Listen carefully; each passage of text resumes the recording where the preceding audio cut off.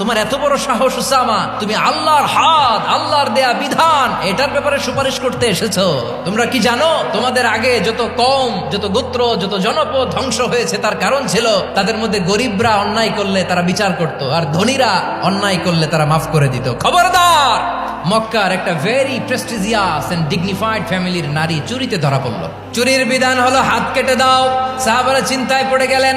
আল্লাহর নবীর সামনে দাঁড়িয়ে আল্লাহর দেয়া বিধান থামিয়ে দেওয়া, মাফ করে দেওয়া, এই কথা বিশ্বনবীর সামনে বলার সাহস তো কেউ রাখে না। কেউ কেউ বলল, উসামারে পাঠাও। তরুণ সাহাবী বিশ্বনবীর কাছে গেলেন, যে বললেন, এবারের জন্য কি এই মহিলাটারে মাফ করে দিলে হয় না?